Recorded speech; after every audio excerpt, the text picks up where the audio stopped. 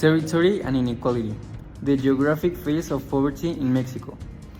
Poverty and inequality in Querétaro. Mexico is a country full of culture, colors, and traditions. It's known for its history, diversity, and natural beauty. But behind that image, there is also a reality of inequality and poverty. In the state of Querétaro, these inequalities can clearly be seen when we compare rural and urban areas. While Santiago de Querétaro has grown rapidly with industries, modern services, and higher quality of life, rural towns like Huimilpan and Pinal de Amoles still face serious problems. In these communities, many families live from small farming or temporary jobs. They struggle to get access to education, healthcare, clean water, and decent housing. Between 2018 and 2020, poverty in the state increased from 26.4% to 31.3%. And extreme poverty also went up. This means that more than 145,000 people fell into poverty in just 2 years. It's a big reminder that economic growth does not always mean social progress. The causes of poverty are not only economic, they are also geographic and historical. The location, the lack of investment, and the unequal distribution of resources create a clear division between those who have not opportunities. Querétaro shows two very different realities, one of the modern cities and one of rural communities that are still waiting for development to reach them. To understand why this inequality exists, we need to look at the neoliberal economic model that Mexico adopted in 1980s. Under presidency of Miguel de la Madrid, Mexico started to follow international organizations like the IMF and the World Bank, which pushed for opening markets, selling public companies, and cutting social spending. These actions were supposed to modernize the country, but they actually increased unemployment and inflation. Then came Carlos Salinas de Gortari, who privatized more than 319 companies and signed the NAFTA free trade agreement with the United States and Canada. This helped large industries but seriously affected small farmers and local producers, who could not compete with imported goods. During the Cedillo administration, the tequila crisis caused millions of people to lose their savings and jobs. Later, Vicente Fox and Felipe Calderón continued with the same neoliberal policies, where violence from drugs were made life even harder for many families. Under Enrique Peña Nieto, the government opened the energy sector to private and foreign companies, but inequality only grew.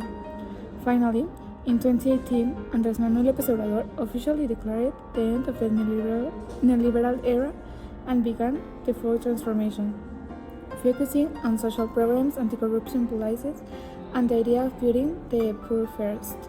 However, the effects of neoliberalism still remain. Economic inequality, weak rural development, and social divisions can continue to shape Mexico today. Querétaro is one of the fastest growing states in Mexico, but its development is not equal. CONEVAL, the National Council for the Evaluation of Social Development Policy, measures poverty not only by income, but also by people's access to education, healthcare, housing, and basic services. According to CONEVAL, in 2020, more than 750,000 people in Querétaro lived in poverty. Municipalities like Huimilpan reached 49% of their population living in poverty, while Corregidora, El Marqués, and Santiago de Querétaro had much lower levels. In rural areas, many families spend almost all their income on basic needs, such as food and transportation, leaving little for education or healthcare. Some homes don't have electricity or proper drainage.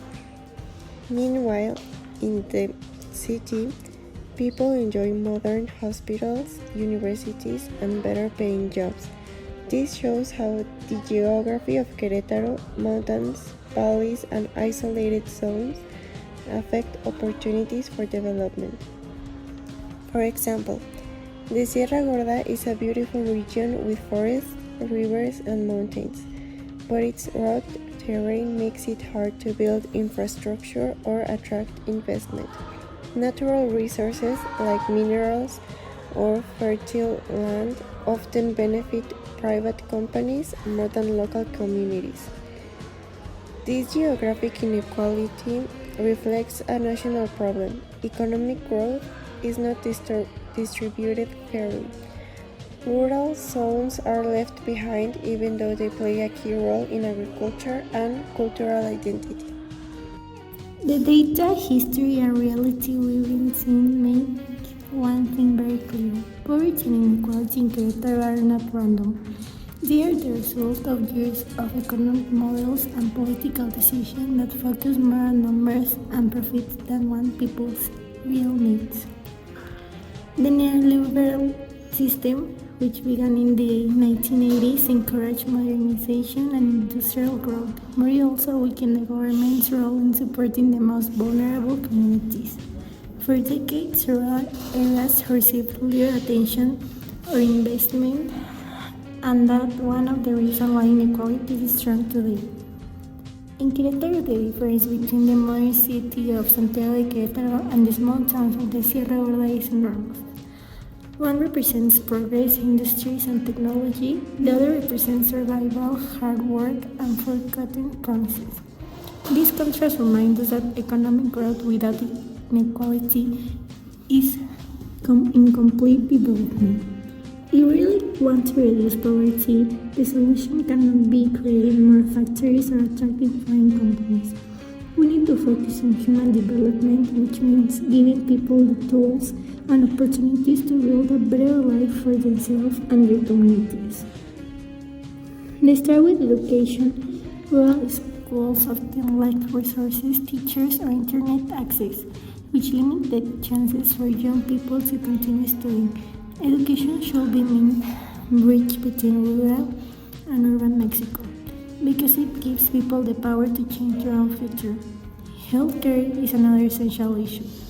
Many families in poor areas must travel long distances to see a doctor or buy medicine. Strengthening rural health centers and making them accessible could change thousands of lives. It's also necessary to improve infrastructure, roads, communication networks, and public transportation. Without this, rural communities stay isolated and local economies can't grow. Another important step is supporting local economies instead of depending only on big companies. The government can invest in programs that help farmers, artisans, and small entrepreneurs.